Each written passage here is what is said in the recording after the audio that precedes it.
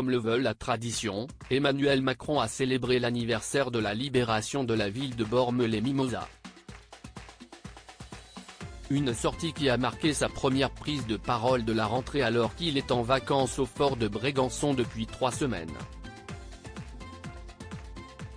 Son épouse Brigitte Macron l'accompagnait pour ce bain de foule estival. Voilà maintenant 3 semaines qu'Emmanuel et Brigitte Macron se trouvent dans le Var. Au fort de Brégançon depuis le 29 juillet avec son épouse, le président de la République s'est montré extrêmement discret pour ses vacances très studieuses qui ont été marquées par la présence des enfants et petits-enfants de Brigitte Macron. Emmanuel Macron a profité de cette parenthèse dans le palais d'été des présidents pour s'offrir des sorties en mer à jet ski mais aussi pour déguster une glace au lavandou, sortie en famille qui avait été immortalisée. Tous les étés, le chef de l'État assure un grand rendez-vous qui le fait sortir du fort de Brégançon, la célébration de l'anniversaire de la libération de la ville de Bormes-les-Mimosas. Cette année encore, s'y accompagné de son épouse qu'Emmanuel Macron s'est rendu dans la magnifique village classé situé en hauteur. Jeudi 17 août, la première dame a présenté un teint allé face aux journalistes et aux milliers de spectateurs, tout comme son mari. L'ancienne professeure de lettres et de théâtre a opté pour un tailleur blanc qui faisait encore plus ressortir son bronzage. Brigitte Macron avait ses cheveux blonds détachés. Cette sortie du couple présidentiel à Bormes-les-Mimosas est toujours un rendez-vous très attendu par les habitants de la région mais aussi par les nombreux touristes en vacances dans la région. Comme toujours, Emmanuel et Brigitte Macron, entourés de plusieurs gardes du corps évidemment, se sont prêtés au jeu du bain de foule avec allégresse.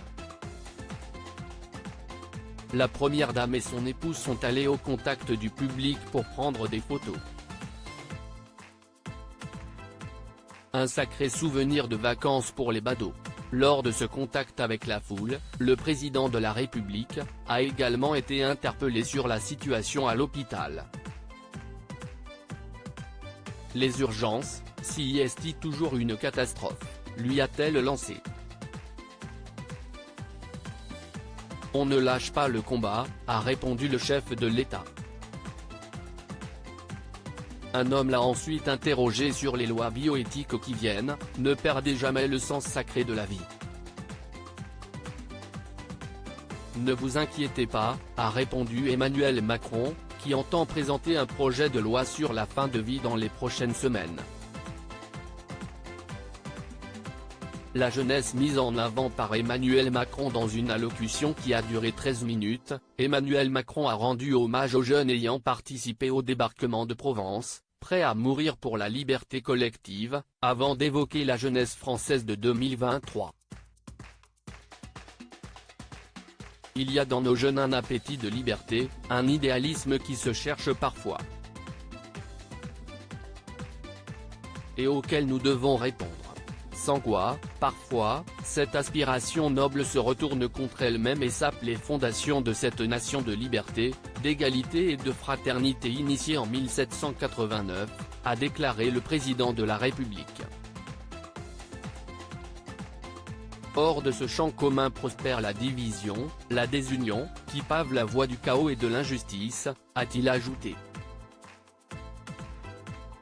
Les jeunes libérateurs de 1944 nous ont montré qu'exercer sa liberté, ça n'est pas une frénésie de transgression, ça n'est pas une fièvre de renverser les interdits. Si est d'abord et avant tout une volonté maîtrisée et forte, capable d'assumer les contraintes qu'elle se choisit, a également déclaré le chef de l'État.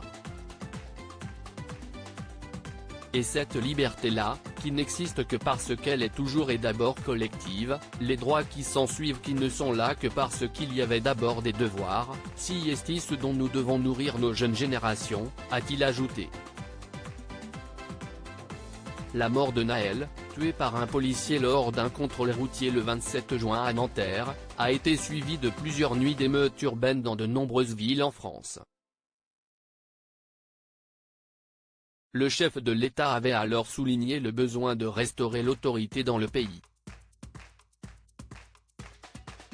Le président n'a fait aucune autre allusion à la situation politique lors de cette cérémonie protocolaire devenue un passage obligé des étés présidentiels, précédant de quelques jours le Conseil des ministres de reprise.